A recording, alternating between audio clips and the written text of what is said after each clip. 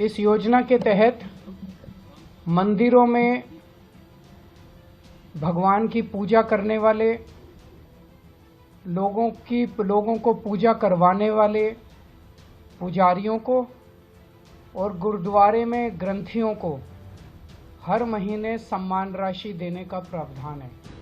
देखिए 17 महीने हो गए और एक दिन के बाद 18 महीने हो जाएंगे। हमारी तनख्वाह नहीं मिली है। और आम आदमी पार्टी प्रमुख अरविंद केजरीवाल ने 30 दिसंबर को इस बात की घोषणा की कि अगर उनकी पार्टी दिल्ली में फिर से सत्ता में आ जाती है तो मंदिरों के पुजारियों और गुरुद्वारों के ग्रंथियों को 18,000 रुपए मासिक भत्ता दिया जाएगा।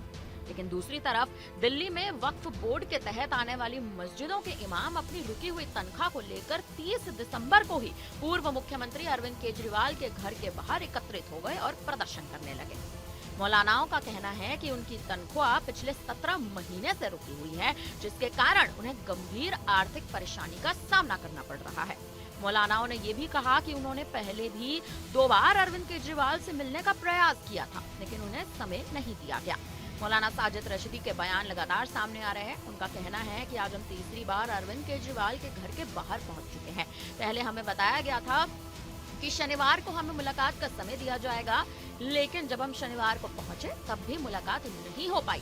अब हम ये प्रण लेकर आए हैं कि अगर हमारी मुलाकात नहीं हुई तो हम यहीं पर धरने पर बैठ जाएंगे और तब तक नहीं उठेंगे जब तक हमारी तनख्वाह नहीं मिल जाती। अब क्या कुछ उन्होंने अपने इस बयान में कहा है, आप पहले खुद ही सुन लीजिए। देखिए 17 महीने हो गए और एक दिन के बाद 18 महीने हो जाएंगे। हमारी तनख्वाह नहीं मिली है और हम पिछले 6 महीने से बराबर प्रयास कर रहे हैं। मुख्यमंत्री से मिले हैं, एलजी से मिले हैं, अश्वनी कुमार से मिले हैं जो एडमिनिस्ट्रेटर हैं, जो पूरी दिल्ली को देख रहे हैं। छोटे बड़े जितने भी अफसर हैं उन तमाम लोगों से मिलकर हम परेशान होकर यहाँ आए हैं, ताकि अरविंद केजरीवाल से भी पूछें कि भाई आपकी पार्टी, आपकी सरकार हमें सैलरी क्यों नहीं दे रही है। हम थर्सडे भी आए थे, थर्सडे में इन्होंने आश्वासन दे दिया कि आप सैटरडे आ जाओ, आपकी मुलाकात हो जाएगी। सैटरडे भी फिर मुलाकात नहीं हो पाई। अब फिर आए हैं। अगर अब भी ये लोग मुलाकात नहीं करेंगे, नहीं बताएंगे, तो हम बैठ जाएंगे यहाँ धरने पर और जब तक हमारी सैलरी नहीं मिलेगी हम उठेंगे नहीं।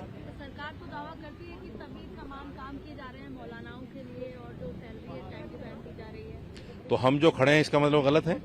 मुख्यमंत्री अरविंद केजरीवाल बाहर आकर कह दें कि आप गलत हैं, आपकी सैलरी रुकी हुई है ही नहीं, आकर बोल दें।